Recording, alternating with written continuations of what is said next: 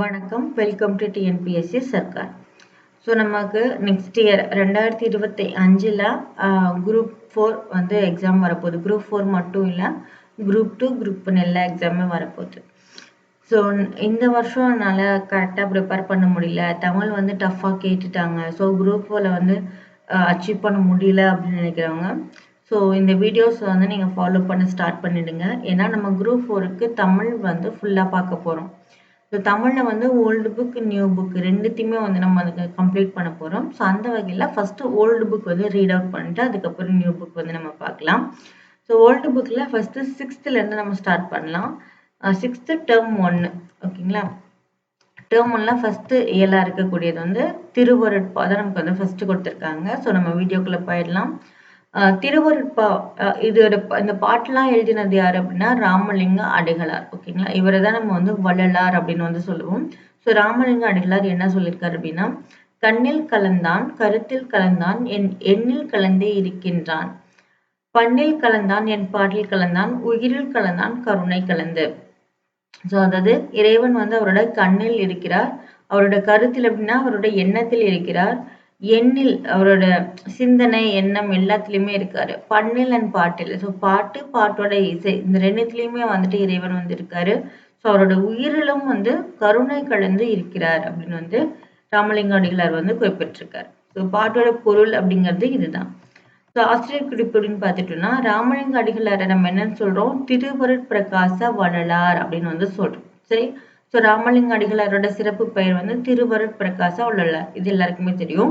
இவர் வந்து கடலூர் மாவட்டத்தில் இருக்கக்கூடிய மருதூர் அப்படிங்கிற ஊர்ல வந்து பிறந்தார். இவரோட பெற்றோர் வந்து ராமையா அப்புறம் சின்னம்மையார். ஓகேங்களா.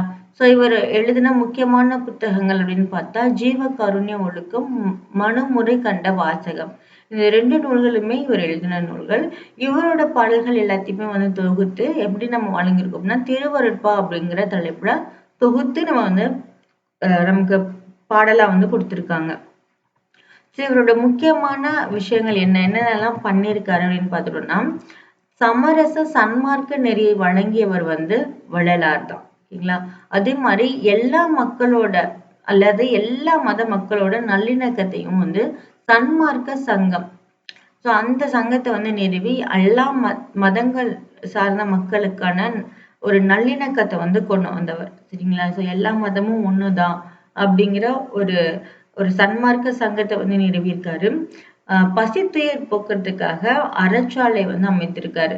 நமக்கு தெரியும், வடலூர்ல சத்திய தர்மசாலையை வந்து அமைத்து அதுல அவர் அப்ப வந்து ஏத்தின வந்து மூட்டின அடுப்பு வந்து இப்ப வரைக்கும் அணையாம எல்லாருக்கும் வந்து பசித்துயர் வந்து போக்கிட்டு இருக்கு.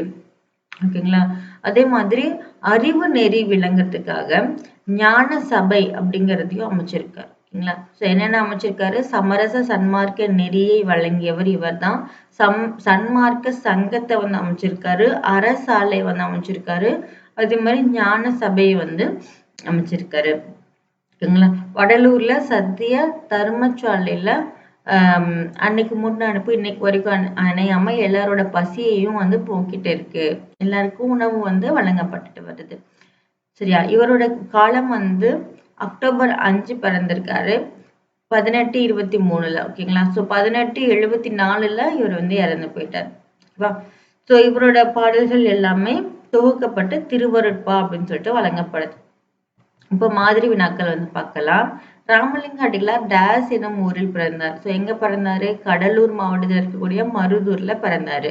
ராமலிங்க அடிகளாரது பாடல்கள் எந்த தலைப்புல தொகுக்கப்பட்டிருக்கு, திருவருட்பா அப்படிங்கிற தலைப்புல தொகுக்கப்பட்டிருக்கு.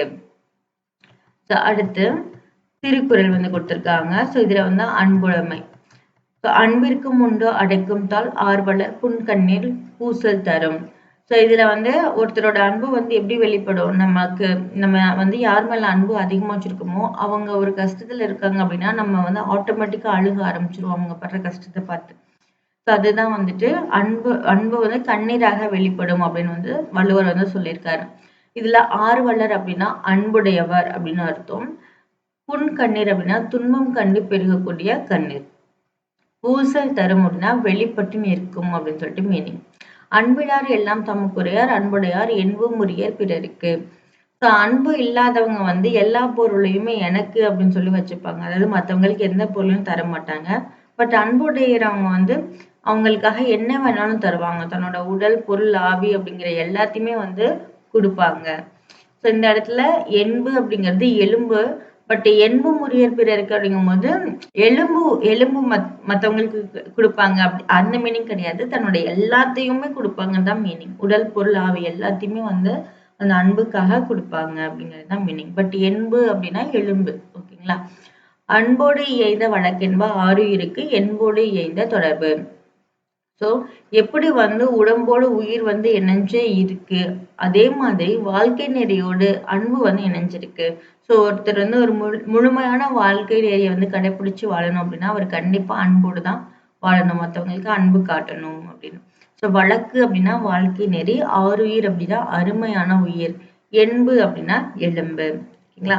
அடுத்து அன்பு ஈனும் ஆர்வம் உடைமை, அது ஈனும் நண்பெனும் நாடாச் சிறப்பு. இப்போ அன்பு வந்து விருப்பத்தை தரும். அன்பு ஈனம் அப்படின்னா ஈனும்னா தரும்னு அர்த்தம். ஓகேங்களா? ஆர்வம் அப்படின்னா விருப்பம். ஓகேங்களா? ஸோ அன்பு என்ன தரும்? விருப்பத்தை தரும். ஓகேங்களா? விருப்பம் அனைவரிடமும் நட்பு கொள்ளக்கூடிய பெரும் சிறப்பை தரும். அதுதான் மீனிங். ஸோ அது ஈனம். அதுங்கிறது இங்க எங்க குறிக்குது?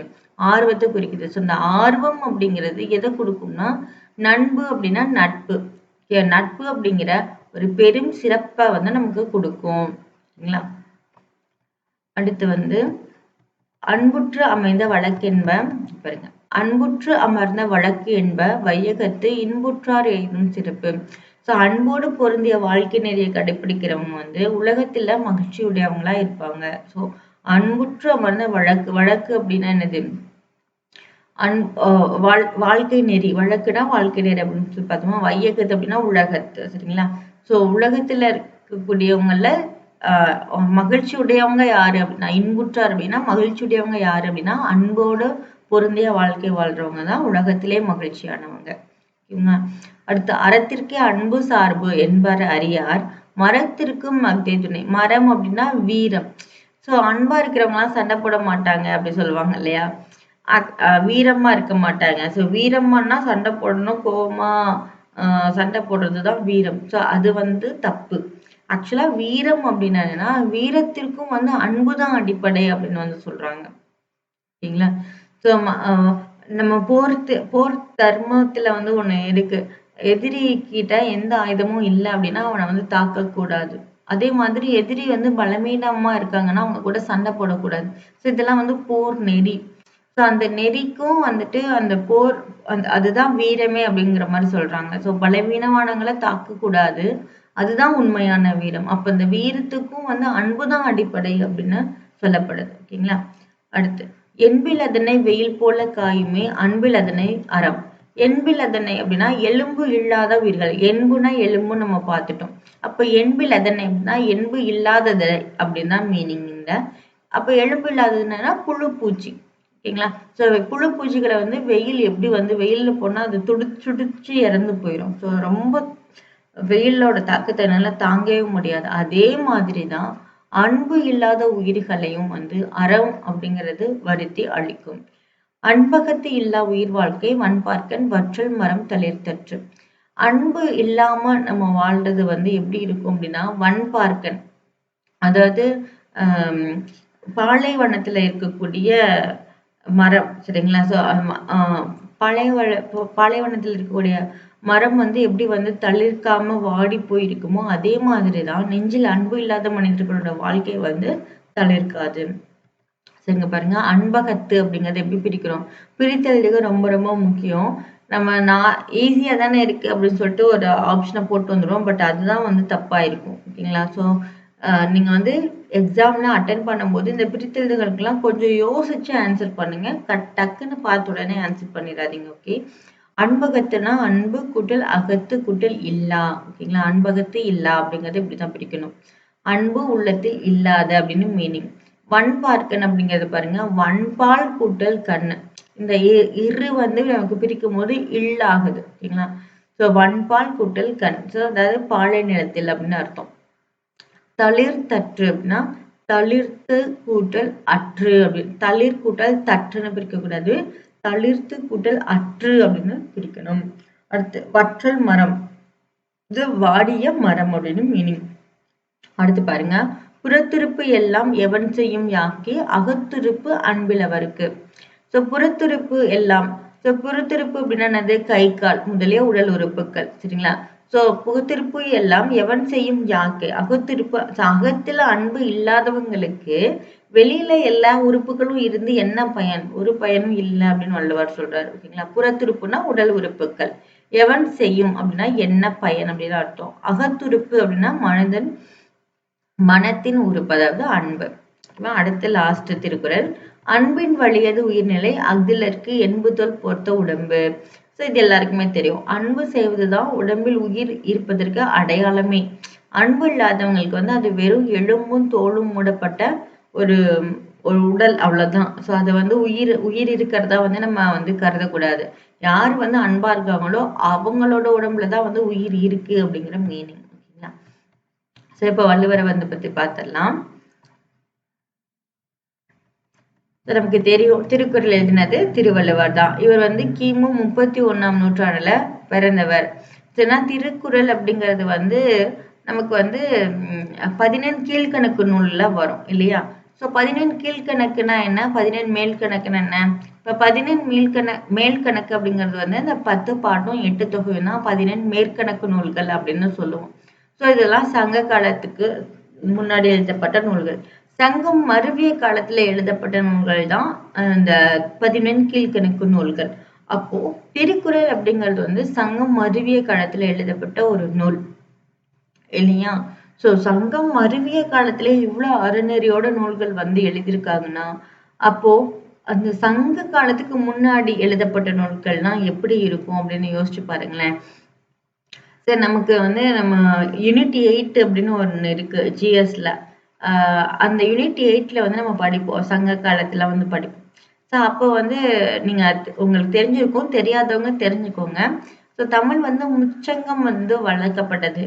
முதற்சங்கம், இடைச்சங்கம், கடைச்சங்கம் அப்படின்னு நம்ம சொல்லுவோம் இல்லையா?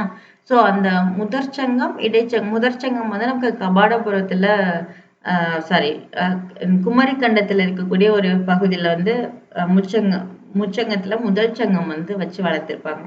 அதுக்கப்புறம் இடைச்சங்கம் வந்திருக்கும். கடைச்சங்கம் அப்படிங்கிறது வந்து நமக்கு மதுரை, இப்ப இருக்கக்கூடிய மதுரையில வந்து பாண்டிய மன்னர்கள் வந்து லாஸ்டா வச்சு 3வது சங்கத்தை வளர்த்திருப்பாங்க இல்லையா? அந்த 3 சங்கத்திலயும் புலவர்களோட எண்ணிக்கை அப்படின்னு ஒண்ணு இருக்கும். ஸோ நான் அதை நெக்ஸ்ட் கிளாஸ்ல உங்களுக்கு டீட்டெயில்டா சொல்றேன்.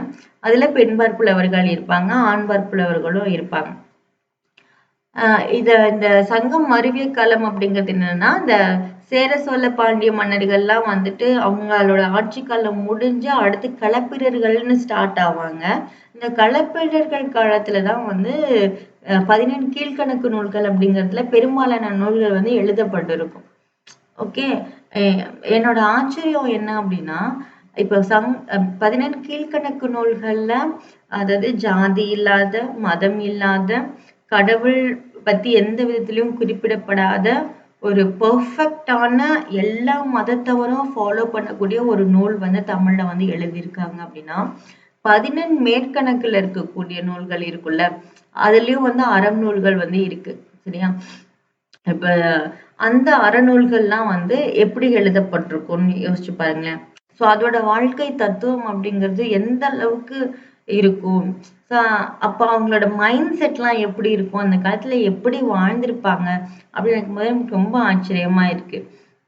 ஓகே. இப்ப நம்ம இவரை பத்தி பார்த்திடலாம். ஸோ நமக்கு திருவள்ளுவருக்கு நிறைய பேர் வந்து இருக்கு. சென்னா போதார், தெய்வப்புலவர், நாயனார், நான்முகனார், இந்த மாதிரி நிறைய பேர்கள் வந்திருக்கு. நூலுக்கும் வந்து நிறைய பேர் வந்து இருக்கு. ஓகேங்களா? ஸோ உலக பொதுமறை இதெல்லாமே வந்து நம்ம சொல்லுவோம். இதுல வந்து 133 அதிகாரங்கள் இருக்கு. ஒரு அதிகாரத்துக்கு 10 குறள் அப்படின்னா 1330 குறள்களும் வந்து இருக்கு. 17 கணக்கு நூல்கள்ல ஒண்ணு. ஓகேவா? இதுல வந்து நம்ம திருவள்ளுவர் ஆண்டு எப்படி கணக்கீடு பண்ணோம்னா, இப்போ பிரசண்டா இருக்க இயர் கூட 31 ஆட் பண்ணிப்போம். ஏன்னா இவர் வந்து 31ல வந்து பிறந்தவர் அப்படிங்கிறதுனால 31 வந்து ஆட் பண்ணிப்போம். இப்ப 2013 அப்படின்னா அது கூட 31 ஆட் பண்ணா 2013க்கான திருவள்ளுவர் ஆண்டு வந்து 2044. ஸோ இப்படிதான் வந்து நம்ம கால்குலேட் பண்ணணும். அடுத்து மாதிரி வினாக்கள் வந்து பார்த்துடலாம். திருக்குறளை இயற்றியவர் திருவள்ளுவர். திருக்குறள் டேஸ் பிரிவுகளை கொண்டது. ஸோ அறம், பொருள், இன்பம் அப்படின்னு 3 பிரிவுகளை கொண்டது. திருக்குறள் என்னன்னு போற்றப்படுது? உலக பொதுமறை அப்படின்னு போற்றப்படுது. ஓகேங்களா? திருக்குறள் எத்தனை அதிகாரங்கள் இருக்கு? 133 அதிகாரங்கள். திருக்குறள் டேஸ் நூல்களுள் ஒன்று. ஸோ 14 கீழ்கணக்கு நூல்கள்ல ஒண்ணு. ஸோ நமக்கு இந்த மாதிரி திருக்குறள் வந்து விடுபட்ட சொற்களை வந்து நிரப்ப சொல்லியும் கேட்கலாம். இல்ல திருக்குறள் கொடுத்து அதோட ஒரு பர்ட்டிகுலர் வேர்டுக்கான பொருள் என்ன அப்படின்னும் கேட்கலாம். இல்ல அது எந்த ஆர்டர்ல வந்து கொடுத்துருக்காங்க அப்படின்னும் கேட்கலாம். சரியா? அன்பிலார் எல்லாம் தமக்குரியர், அன்புடையார் என்பும் உரியர் பெருக்கு அப்படின்னு வரணும்.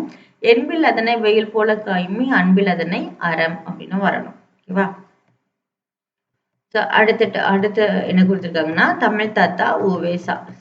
ஸோ இதை வந்து நீங்கள் எல்லாருமே ரீட் பண்ணியிருப்பீங்க. பட் நான் உங்களுக்கு ரிவிஷனுக்காக மறுபடியும் இதை தெளிவாக சொல்கிறேன். ஓகேவா? ஸோ தமிழ் தாத்தா உவேசா இல்லாமல் இப்போ இருக்கக்கூடிய நமக்கு புத்தகம் அப்படிங்கிறது கிடைச்சிருக்காரு. அது தமிழ் ஓலை சுவடிகளில் மட்டும்தான் வந்துட்டு இப்போ திருக்குறளாக இருக்கட்டும், மணிமேகலை, சிவக சிந்தாமணி எல்லா நூல்கள்லையுமே தமிழ் நூல்களுமே ஃபர்ஸ்ட்டு சங்ககாலம், சங்கம் மருவிய காலம் எல்லா நூல்களுமே ஓலைச்சுவடியில தான் எழுதியிருப்பாங்க. அது எப்படி புத்தகத்துக்கு வந்தது அப்படின்னா இவர் மூலியமா தான் வந்து அச்சில் ஏற்றப்பட்டு புத்தகமா வெளியிடப்பட்டது. ஸோ இவரோட தமிழ் பணி அப்படிங்கிறது வந்து தமிழ் மக்கள் என்னைக்குமே மறக்கக்கூடாது. அந்த அளவுக்கு ஒரு உன்னதமான பணி அப்படிங்கிறத அவர் பண்ணியிருக்காரு. ஸோ இவர் என்ன பண்ணுவாருன்னா எல்லா ஊர்களுக்கும் போய் அங்க இருக்கக்கூடிய பிராமணர்களோட வீட்டில், அந்தணர்களோட வீட்டில் வந்து அவங்க தான் வந்து ஓலைச்சுவடி வந்து அதிகமாக வச்சிருப்பாங்க. ஸோ படிக்காத பாமர மக்களோட வீட்டிலலாம் அந்த மாதிரியான ஓலைச்சுவடி இருக்க வாய்ப்பே கிடையாது. சரியா? ஸோ படிக்கிற வீட்டில் தான் அந்த ஓலைச்சுவடிகள் அதிகமாக இருக்கும். ஸோ அவங்க வீட்டுக்கெல்லாம் போய் என்ன பண்ணுவாருன்னா ஓலைச்சுவடியை கலெக்ட் பண்ணி ஏதாவது இலக்கியங்கள் இருக்கா அப்படிங்கிறத ரீட் அவுட் பண்ணி பார்ப்பாரு. இது வந்து சாதாரண விஷயம் தானே அப்படின்னு நினைக்காதீங்க. அந்த காலத்துல ஓலைச்சுவடியில வந்து நம்ம பாடல்கள் எழுதும் போது ஒற்றை குறி அந்த கொம்பு போடுறது, இரட்டை கொம்பு போடுறது இந்த வேறுபாடே இருக்காது. அதே மாதிரி புள்ளி வச்சு எழுத மாட்டாங்க. புள்ளி வச்சா ஓலைச்சுவடி வந்து கிழிஞ்சு போயிடும். சரி, அந்த இடத்துல ஓட்டை விழுந்துடும். அதுக்கப்புறம் அது சீக்கிரமா கிழிஞ்சு போறதுக்கு வாய்ப்பு இருக்கு. ஸோ அந்த புள்ளி வைக்கவும் மாட்டாங்க. ஓகேவா? ஸோ நம்ம அந்த வார்த்தைய வந்து முன்னாடி பின்னாடி என்ன வார்த்தைகள் இருக்கு அப்படிங்கிறத பார்த்து தான் பொருள் வந்து நம்ம புரிஞ்சுக்கணும். ஸோ இந்த மாதிரி நம்ம ஒரு புத்தகம் படிக்கிறதே எவ்வளவு பெரிய விஷயம். அர்த்தம் புரியாத புத்தகத்தை நம்ம படிப்போமா? படிக்க மாட்டோம். ஆனா அவரு அது ஃபுல்லா படிச்சு பொருளை புரிஞ்சு அதை வந்து கையால எழுதி அதை அச்சுக்கு கொடுத்து அச்சு போட்டு வாங்கியிருக்காரு. ஒரு புத்தகம் 2 புத்தகம் இல்ல. தமிழ்ல இருக்கக்கூடிய முக்கியமான எல்லா புத்தகங்களையும் ஓலைச்சுவடியில இருந்து இந்த மாதிரி படிச்சு படிச்சு பொருள் தெரிஞ்சு புத்தகமா வெளியிட்டிருக்காரு அப்படின்னா அவரோட தமிழ் பணி அப்படிங்கிறது எப்படி இருக்கும் இல்லையா? ஸோ அதை வந்து நம்ம கண்டிப்பா மறக்க கூடாது. ஸோ இதுல வந்து முக்கியமானது அப்படின்னு வந்து பார்த்துட்டோம்னா இதுதான். அப்போ வந்து ஆடிப்பெருக்குல வந்து எல்லா ஓலைச்சுவடியும் வந்து நதியில தூக்கி போடுவாங்களாம். அதனால புண்ணியம் வரும் அப்படின்னு சொல்லிட்டு இவர் வந்து விடிய விடிய வெயிட் பண்ணி அந்த நதியில போட்டதுக்கு அப்புறம் அந்த ஓலைச்சுவடிலாம் கலெக்ட் பண்ணி வந்திருக்காரு. ஸோ எந்த இடம் அப்படின்னு பார்த்தா ஈரோடு மாவட்டத்தில் இருக்கக்கூடிய கொடுமுடி அப்படிங்கிற ஊர்ல. ஓகேவா? ஸோ இந்த ஓலைச்சுவடி அப்படிங்கிறது வந்து நான் சொன்னேன் பாருங்களேன். இப்போ இந்த பேரன் அப்படிங்கறத அவங்க எப்படி எழுதியிருப்பாங்கன்னா பெரண. ஸோ இதுதான் அந்த ஒற்றை கொம்பு இரட்டை கொம்பு வந்து அர்த்தம் அந்த வேறுபாடுங்கிறது இருக்காது.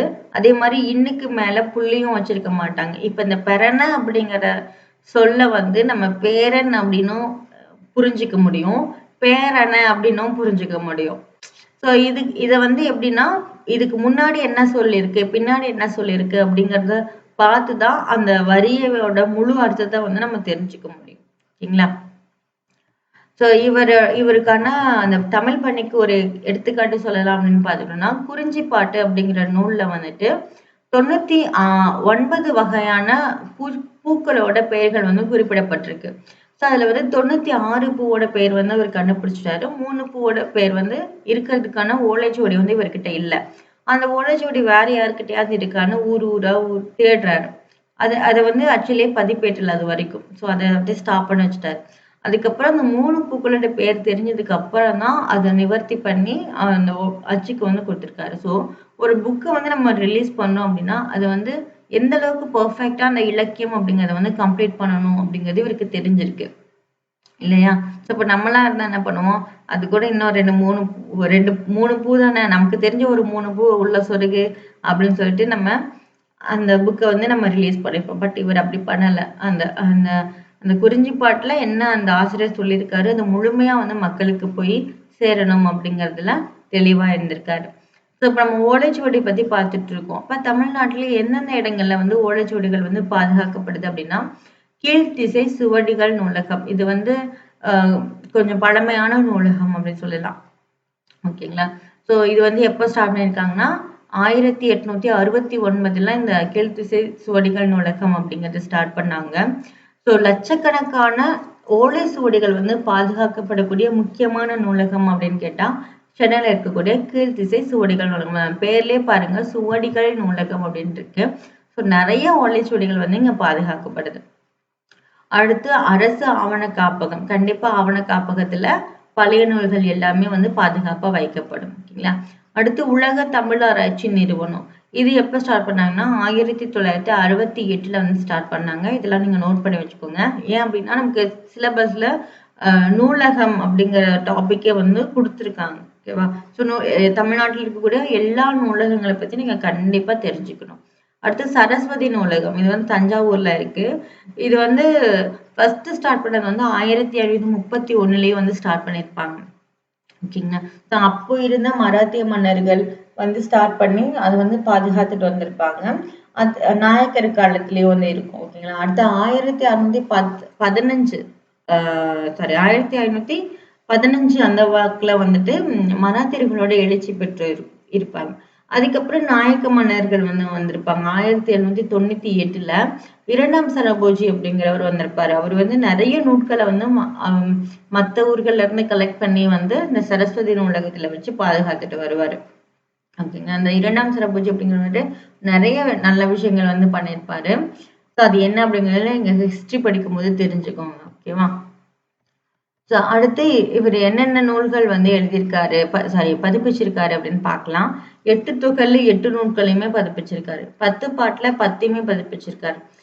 நீங்க யோசிச்சு பாருங்க. இப்ப நம்ம ரீட் பண்றோம் இல்லையா? இந்த 10 பாட்டு, 8 தொகை. ஸோ இதுல வந்து நம்ம அறிஞர் பொருள் கொடுத்தாலுமே அந்த நூல வந்து நம்ம புரிஞ்சுக்கிறது, அந்த பாட்ட வந்து புரிஞ்சுக்கிறது அப்படிங்கிறது எவ்வளோ கஷ்டமா இருக்கு. ஸோ இவர் 8 தொகையில 8 நூல்லையுமே பதிப்பிச்சிருக்காருன்னா, 8 தொகையில இருக்கக்கூடிய அந்த நூல்கள் ஃபுல்லாத்தையும் படிச்சு, அந்த பாட்டு புரிஞ்சு, பொருள் புரிஞ்சு, அத எழுதி பதிப்பிச்சிருக்கணும். அதே மாரி 10 பாட்டும் அப்படிதான். ஸோ அப்ப அவரோட தமிழ் புலமை அப்படிங்கிறது எந்த அளவுக்கு இருந்திருக்கும்? இப்ப நம்ம நார்மலா ஒண்ணு குடுத்தாவே தமிழ்ல படிச்சு புரிஞ்சுக்க முடியல அப்படின்னா, நல்ல சுத்த தமிழ்ல இருக்கும். 8 தொகை 10 பாடல்லாம் சுத்த தமிழ்ல இருக்கும். இல்லையா? ஸோ அத வந்து அவரு புரிஞ்சுகிட்டு எழுதியிருக்காரு அப்படின்னா, அப்போ அவரோட தமிழ் புலமையெல்லாம் யோசிச்சு பாருங்களேன். சீவக சிந்தாமணி பதிப்பிச்சிருக்காரு. சிலப்பதிகாரம், மணிமேகலை, புராணங்கள்ல 12 புராணங்கள் வந்து பதிப்பிச்சிருக்காரு. உலால 9, கோவையில 6, தூதுல 6, வெண்பா நூட்கள்ல 13, அந்தாதியில 3, பரணியில 2, மும்மணிக்கோவை 2, இரட்டை மணிமாலை 2, மற்ற பிரபந்தங்கள் வந்துட்டு 4. இது எல்லாமே வந்து உ.வே.சா பதிப்பிச்ச நூல்கள். ஸோ இத்தனை நூல்கள் இவர் பதிப்பிச்சனால தான் இப்ப நம்ம உட்கார்ந்து சிலபஸ்ல 8 தொகை, 10 பாட்டு, சீவக சிந்தாமணினா என்ன? அதோட வரலாறு என்ன? இதெல்லாம் நம்ம உட்கார்ந்து பார்த்துட்டு இருக்கோம். இல்லாட்டி இந்த வரலாறு அப்படிங்கிறது வந்து நமக்கு தெரியாமயே போயிருந்திருக்கும். ஓகேவா? சரி, இவருக்காக என்னென்னலாம் பண்ணியிருக்காங்க அப்படின்னு நம்ம படுத்து பார்க்கலாம். இப்ப இவர் பிறந்த ஊர் என்ன அப்படின்னு பார்க்கலாம். இவர் வந்து திருவாரூர் மாவட்டத்துல இருக்கக்கூடிய உத்தமதானபுரம் அப்படிங்கிறது தான் இவரோட ஊரு. சரிங்களா? அங்க வந்து இவர் வாழ்ந்த வீடு வந்து நினைவு இல்லமா மாற்றப்பட்டிருக்கு. இவரோட இயற்பெயர் வந்து வேங்கட ரத்தினம். எதனால இவருக்கு வந்து உ.வே.சா அப்படின்னு பேர் வந்துச்சு அப்படின்னா, இவரோட ஆசிரியர் யாருன்னா, மகா வித்வான் மீனாட்சி சுந்தரனார் தான் இவரோட ஆசிரியர். ஸோ இவரோட தமிழ் புலமை இப்படி இருக்குன்னா, அப்ப இவரோட ஆசிரியருக்கு வந்து இவரோட தமிழ் புலமை வந்து எப்படி இருக்குன்னு பார்த்துக்கோங்க. ஸோ இவர் வந்து வேங்கட ரத்னத்துக்கு வச்ச பெயர் வந்து சாமிநாதன். ஓகேவா? ஸோ உத்தமதானபுரத்தின் வேங்கட சுப்புவின் மகனார் சாமிநாதன். ஸோ இவரோட அப்பா பெயர் வேங்கட சுப்பு, இவரோட பெயர் வேங்கட ரத்தினம். இத வந்து டிஃபரன்ஷியேட் பண்ணிக்கோங்க. சரியா? வேங்கட சுப்புவோட மகனார் சாமிநாதன் அப்படிங்கிறத சுருக்கம் தான் உவேசா அப்படின்னு நம்ம சொல்லிட்டு வரோம். 1855 பிறந்திருக்காரு. 1942 வந்து இயற்கை எழுதியிருக்காரு. இதை வந்து நீங்க நோட் பண்ணிக்கோங்க. 1855 அப்படிங்கும்போது 1857 நமக்கு பெருங்கழகம் அப்படின்னு ஒண்ணு நடந்திருக்கும். ஆங்கிலேயர்கள் மூலியமா சிப்பாய் கழகம் அப்படின்னு நம்ம சொல்லுவோம். அந்த பெரும் புரட்சி வந்து நடந்திருக்கும். அந்த பெரும் புரட்சி காலத்துக்கு ஒரு 2 வருஷத்துக்கு முன்னாடி தான் இவர் பிறந்திருக்காரு.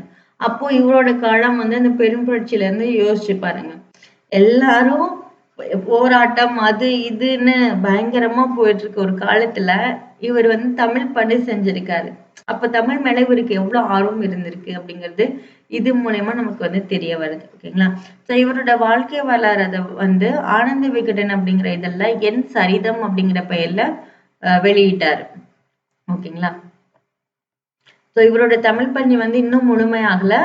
அதை வந்து நம்மளும் கண்டினியூ பண்ணணும் அப்படின்னு வந்து சொல்லியிருக்காங்க. ஸோ சிறப்பு குறிப்பு என்னன்னு பார்த்தீங்கன்னா, இவரோட பெயர்ல 1942 உவேசா நூல் நிலையம் அப்படின்னு சென்னையில பெசன்ட் நகர்ல அமைக்கப்பட்டது. ஸோ இது வந்து ரொம்ப முக்கியம். டாக்டர் உவேசா நூல் நிலையம் வந்து எங்க இருக்கு அப்படின்னா பெசன்ட் நகர், சென்னை. எப்போ அமைக்கப்படுதுன்னா 1942. ஓகேங்களா?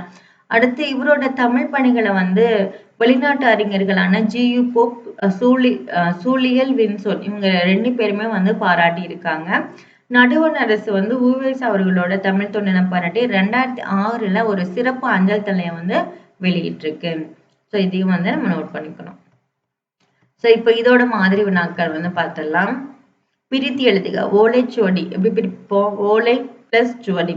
தமிழ் பணி, தமிழ் பிளஸ் பணின்னு பிரிப்போம். குறிஞ்சி பாட்டு, குறிஞ்சி கூட்டல் பாட்டு. குறிஞ்சி பாட்டை யார் எழுதினாங்க அப்படின்னு கீழே கமெண்ட் பண்ணிடுங்க. ஓகேங்களா? அடுத்து இந்த கோடிட்ட இடம் இது எல்லாமே நீங்க தான் கீழே கமெண்ட் பண்ண போறீங்க. ஓலைச்சுவடிகளை தேடி வந்த பெரியவர் யாரு? டேஷ். உவேசாவின் வாழ்க்கை வரலாறு எந்த எந்த இதழ்ல வெளியிருந்தது? அந்த நூலோட பெயர் என்ன? அவரோட வாழ்க்கை வரலாற்று நூலோட பெயர் என்ன அப்படிங்கிறத கீழே கமெண்ட் பண்ணுங்க. உவேசா தன்னோட வாழ்நாள் முழுவதும் ஓய்வில்லாமல் டேஷ் பணியை மேற்கொண்டார். ஸோ தமிழ் பணி இதை நான் சொல்லிடுறேன். ஃபர்ஸ்ட் 2க்கு மட்டும் கீழே கமெண்ட் பண்ணிடுங்க. அடுத்து உவேசா பிறந்த ஊர் என்ன? உத்தமதானபுரம். ஓகேவா? உவேசா அவர்கள் நாம் டேஷ் என அன்போடும் உரிமையோடும் அழைக்கின்றோம். ஸோ தமிழ் தாத்தா அப்படின்னு அழைக்கின்றோம். ஸோ அடுத்து துணைப்பாட பகுதி. இது ஜஸ்ட் நீங்க ரீட் பண்ண தேவையில்லை, தெரிஞ்சு மட்டும் வச்சுக்கோங்க. ஓகேவா? சடகோ வந்து இந்த மாதிரி ஓரிகாமி அப்படின்னு சொல்லுவாங்க. ஜப்பான்ல பேப்பர்ல இந்த மாதிரி உருவங்களை வந்து செய்யறது வந்து ஓரிகாமி அப்படின்னு சொல்லுவாங்க. ஸோ அந்த சிறுமி வந்து இந்த இந்த பறவையை வந்து நிறைய செஞ்சுட்டே வருவாங்க தன்னம்பிக்கையோட. ஸோ அதுதான் வந்து இந்த பாடப்பகுதி. ஓகேங்களா?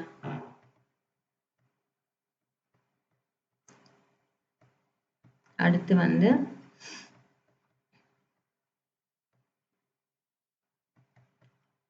இலக்கணம். இலக்கணத்துல வந்து ரொம்ப பேசிக்கா தான் வந்து கொடுத்துருப்பாங்க. தமிழோட இன எழுத்துக்கள் பத்தி கொடுத்துருப்பாங்க. ஸோ அதை மட்டும் நம்ம பார்த்துக்கலாம். ஸோ இதுதான் வந்துட்டு இன எழுத்து. இது வந்து நட்பெழுத்து அப்படின்னு சொல்லுவாங்க. ஓகேங்களா? இப்போ எங்கெங்கெல்லாம் இங்கு வரும் அப்படின்னா கா இருக்க இடத்துல எல்லாம் இங்கு வரும். ஸோ இங்கு, கா, இங்கு இது ரெண்டுமே வந்து அதாவது இக்கு இங்கு ரெண்டுமே வந்து இணை எழுத்து. ஓகேவா? அதே மாதிரி இன்று, இச்சு இது ரெண்டும் இணை எழுத்து. For example Anjathe. ஸோ சா வருது அப்படின்னா இஞ்சு அப்படிங்கிறது அந்த இடத்துல வரும். அதே மாதிரி இன், டா. ஓகேங்களா? இன்னு, இட்டு, இந்து, இத்து, இம்மு, இப்பு, இரு, இன்னு இது எல்லாமே வந்துட்டு இணை எழுத்துக்கள் அப்படின்னு வந்து சொல்லுவாங்க. பெரும்பாலும் இந்த சேர்த்தே வரும். இது நம்ம எதுக்காக தெரிஞ்சுக்கணும்னா அந்த பிழை இல்லாம எழுத பழகிக்கலாம். அதாவது இப்போ வந்து டா வருதுன்னா முன்னாடி வந்து 2 சுழியின் வந்து போடக்கூடாது, 3 சுழியின் போடணும் அப்படிங்கறது நம்ம இதில் தெரிஞ்சுக்கிட்டாதான் நம்ம வந்து தெரிய முடியும். அதே மாதிரி தா வருதுன்னா மத்த இந்த 2 சுழினாவோ 3 சுழினாவோ அந்த இடத்துல போட முடியாது. ஸோ தா வந்தாவே ஆட்டோமேட்டிக்கா இந்த தாவோட சேர்ந்தனா தான் நம்ம போட முடியும். ஓகேங்களா? அதே மாதிரி பா வந்துச்சுன்னா கண்டிப்பா மா அப்படிங்கிறது பக்கத்துல வரும். 2 சுழின்னு வந்துச்சுன்னா கண்டிப்பா பக்கத்துல பெரியரா தான் போடணும். இப்ப தென்றல் அப்படிங்கும்போது இந்த இடத்துல சின்னரா வந்து போடக்கூடாது. ஸோ இந்த எழுத்து வந்து எப்பவுமே ஜோடியா தான் வரும். அதுதான் நம்ம வந்து இணை எழுத்துக்கள் அப்படின்னு வந்து நம்ம மென்ஷன் பண்றோம். ஓகேவா? அடுத்து குறில் நெடில் வேறுபாடு சொல்லியிருக்காங்க. ஓகேங்களா? ஸோ குறில் எழுத்து வந்து என்னென்ன எப்படி இருக்கும், நெடில் எழுத்து எப்படி இருக்கும் அப்படிங்கிறது. ஓகேங்களா? இது நமக்கு தெரியும். அடுத்து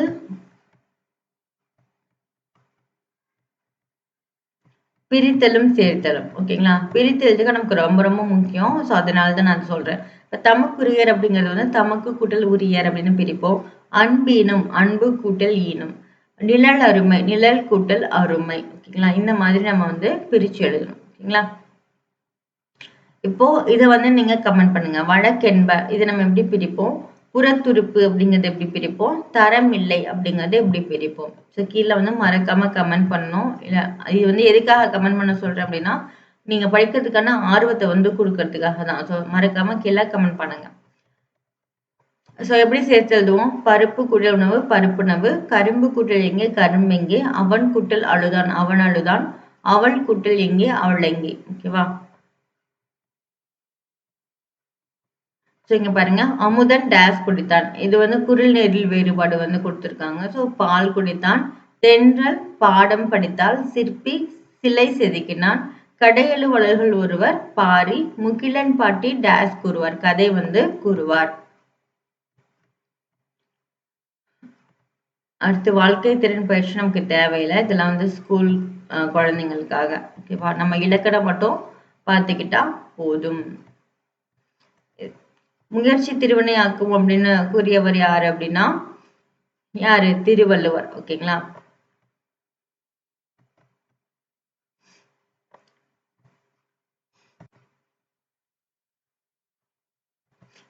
இங்க வந்து டேரி பாக்ஸின் பத்தி சொல்லியிருக்காங்க. டேரி பாக்ஸின் வந்து எப்படின்னா ஒரு கூடைப்பந்தாட்ட வீரர். சரிங்களா? இவர் வந்து புற்றுநோயால பாதிக்கப்பட்டுட்டாரு. இது அதனால அவரோட கால் வந்து வலது கால் அப்படிங்கிறது வந்து எடுக்கப்பட்டிருக்கும். ஸோ கால் எடுத்ததுக்கு அப்புறமும் இவர் வந்து தன்னம்பிக்கையோட அந்த வீல் சேர்ல உட்காந்தே வந்துட்டு விளையாடி இருப்பாரு. கூடைப்பந்தா வந்து வந்து விளையாடி இருப்பாரு. அதே மாரி மாரத்தான் ஓட்டம் வந்து இவர் வந்து ஓடியிருப்பாரு. ஓகேங்களா? ஸோ இது எதுக்காக அப்டின்னா, புற்றுநோயாளிகளோட நலவாழ்வுக்காக நிதி வந்து திரட்டணும்னு நெனச்சிருப்பாரு டேரி பாக்ஸின். அதுக்காக மாரத்தான் ஓட்டம் வந்து ஓடிட்டு 143 நாள் வந்து ஓடியிருப்பாரு. 143 ஓகேவா? ஸோ அதுக்கப்புறம் இறந்தும் போயிருப்பாரு. ஸோ இவரோட தன்னம்பிக்கைய வந்து நம்ம நினைவு கூறக்கூடிய வகையில செப்டம்பர் 15ஆம் நாள் வந்து உலகோட பல நாடுகள்ல டேரி பாக்ஸ் புற்றுநோய் ஓட்டம் அப்படிங்கிறது நடத்தப்படுது. ஓகேங்களா? இது மட்டும் தெரிஞ்சுக்கோங்க. ஸோ இதுக்கப்புறம் இத மட்டும் பார்த்துக்கோங்க. எண்பிலது அப்ப எலும்பில்லாத உயிரினது புழு. ஓகேங்களா? அடுத்து மரம். மரம்னா வீரம் அப்படின்னு அர்த்தம். எண்பு அப்படின்னா எலும்பு, மண்பால் அப்படின்னா பாலைவனம், வழக்கு அப்படின்னா வாழ்க்கை நெறி. ஓகேங்களா? ஸோ கீழேயே ஆன்சர் கொடுத்துருக்காங்க. பட் இருந்தாலும் தெரிஞ்சு வச்சுக்கோங்க. ஸோ இவ்வளவுதான் வந்துட்டு இதுல கொடுத்துருக்கிறது. ஓகேவா? இயல் 1ல வந்துட்டு இவ்வளவுதான் வந்துட்டு இருக்கு. இது எல்லாமே வந்து சின்ன குழந்தைங்களுக்கான அந்த அசஸ்மெண்ட் வந்து கொடுத்துருக்காங்க. இதுல நம்ம தெரிஞ்சுக்கணும் அப்படின்னா தமிழ் எண்கள் மட்டும் வேணா தெரிஞ்சுக்கலாம். ஓகேங்களா? ஸோ இது வந்து அரபு எண். நம்ம 1, 2, 3ன்னு எழுதுறதுலாம் அரபு எண். இதுக்கான தமிழ் எண் வந்து இங்க கீழே கொடுத்துருக்காங்க. ஸோ கா, உ, ங, ச, ரு, ச, ஏ, ஆ, கு, க. ஓகேங்களா? இங்க காங்கு போடும்போது மேல அந்த நிற்கக்கூடிய கோடு வந்து போடக்கூடாது. சா வந்து போடும்போது மேல லைட்டா எழுதி விட்டணும். அதே மாதிரி நெடில் சா அப்படிங்கிற போது அதை ஒட்டின மாதிரி துணைக்கால் அப்படிங்கிற மாதிரி வருது. ஸோ இதுல வடிவங்கள் அப்படிங்கிறத நீங்க கொஞ்சம் நல்லா பார்த்துக்கோங்க. தமிழ் எண்கள் கேட்கலாம். இதுக்கு முன்னாடி எக்ஸாம்ல கேட்டிருக்காங்க. ஸோ இப்போ வந்து சிறு மதிப்பீடு வந்துருச்சு. ஸோ இதோட நம்ம முடிச்சுக்கலாம். ஸோ இயல் 1ல இதுதான். ஸோ இயல் 1ல நம்ம என்ன பார்த்தோம்? திருவருட்பா பார்த்தோம். திருக்குறள் வந்து பார்த்தோம். அடுத்து தமிழ் தாத்தா உ.வே.சா பத்தி பார்த்தோம். துணைப்பாட பகுதியில் சடக்கோ வந்து ஓரிகாமி அந்த அந்த பேப்பர்ல செய்யக்கூடிய வடிவங்களை வந்து செஞ்சாங்க அப்படிங்கிறத பார்த்தோம். அதுக்கப்புறம் இலக்கணத்துல வந்து இணை எழுத்துக்கள்னா என்ன அப்படிங்கிறத பார்த்தோம். ஓகேவா? நெக்ஸ்ட் வீடியோல வந்து இயல் 2ல வந்து என்ன கொடுத்துருக்காங்க அப்படிங்கிறத பார்ப்போம். ஸோ இது வந்து கண்டினியூட்டியா நீங்க ஃபாலோ பண்ணிட்டே வாங்க. நான் மறுபடியும் சொல்றேன். இதெல்லாம் நீங்க ஆல்ரெடி படிச்சிருப்பீங்க. ஓகேவா? யாருமே வந்து இதெல்லாம் தெரியாம இருக்க மாட்டீங்க. இதெல்லாமே தெரியும். பட் தெரியும். இது நமக்கு தெரியும் அப்படின்னு அசால்ட்டா விடுறதுனால தான் நமக்கு மார்க்கே போகுது. ஸோ அத நீங்க மனசுல வச்சுக்கோங்க. எத்தனை தடவை நீங்கள் படிச்சிருந்தாலும் சரி திரும்பி திரும்பி படிங்க. அதுதான் வந்து உங்களுக்கு சக்ஸஸை வந்து கொடுக்கும். ஸோ இது நம்ம ஆல்ரெடி படித்தது தானே அப்புறமா பார்த்துக்கலான்னு ஓரம் கட்டி வச்சிங்கன்னா ரிவிஷன் பண்ணுறப்போ ரொம்ப கஷ்டம். அதனால் இப்போ இருந்தே நம்ம ஸ்டார்ட் பண்ணலாம். நெக்ஸ்ட் வீடியோவில் இயல் 2 பார்க்கலாம். தேங்க்யூ.